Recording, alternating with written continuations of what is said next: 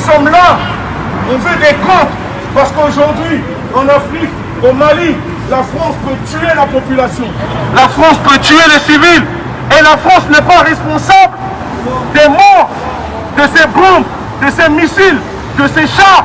Est-ce que c'est normal? Le peuple français doit connaître la vérité. Mais à un moment, le peuple français doit s'indigner aussi. Et vous n'avez pas peur qu'avec un tweet comme ça, vous mettiez tout le monde à dos? Mettre le monde à dos, vous savez, j'ai un dos assez large et je peux les porter. Donc c'est pour vous dire que même Jésus ne fait pas l'unanimité. Alors pourquoi croyez-vous que la LDNA fera l'unanimité? La française au Mali n'est pas là pour protéger les Français. L'armée française au Mali n'est pas là pour protéger les Maliens ni les Africains. L'armée française au Mali n'a que pour but de recoloniser le continent africain. Parce qu'aujourd'hui, quand vous allez au Mali, l'armée française construit des bases militaires partout, éclaire ces bases militaires, alors que tout autour, la population n'a pas d'électricité.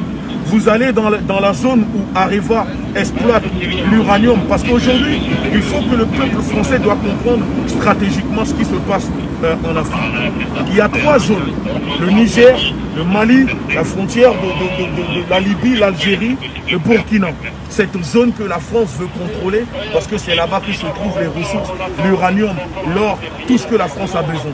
Et cette guerre que la France crée, et je répète, la France ne peut pas prétendre combattre des terroristes au Mali quand elle finance des terroristes en Libye, quand elle arme des terroristes en Libye. Ces mêmes terroristes que la France rapatrie pour venir les faire soigner ici à l'hôpital des Américains avec des voituriers en leur réservant des ailes, alors qu'en France, les Français eux-mêmes ont du mal à se soigner.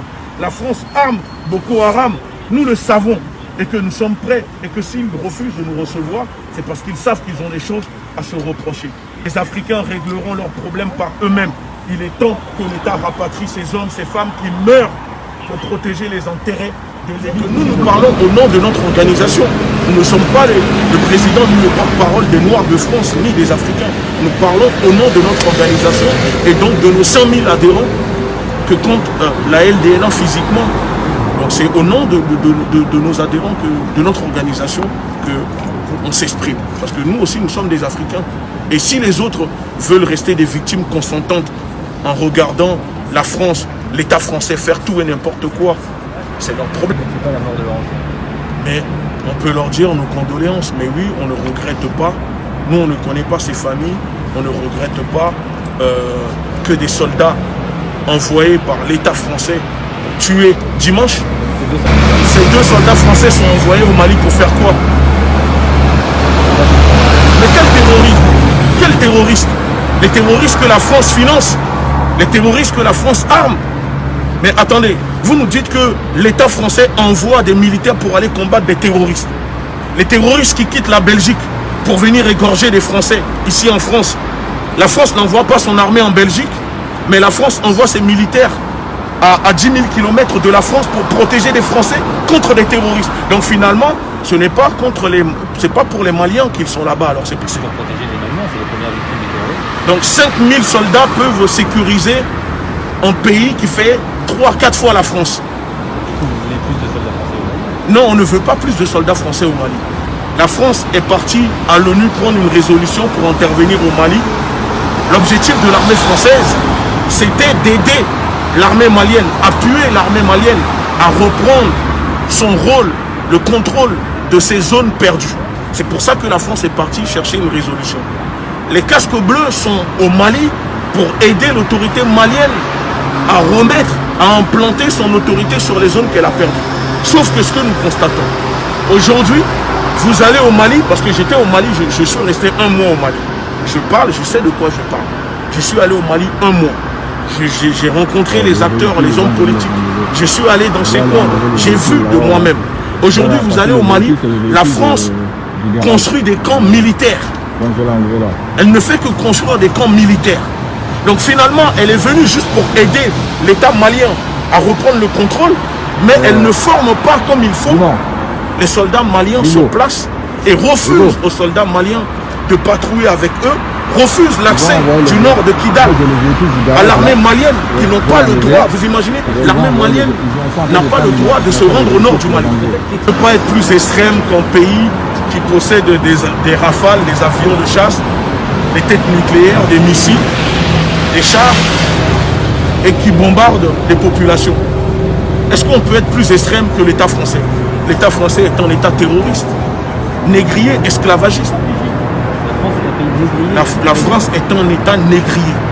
Les massacres de Tyrol, jusqu'à aujourd'hui, les familles n'ont pas été dédommagées.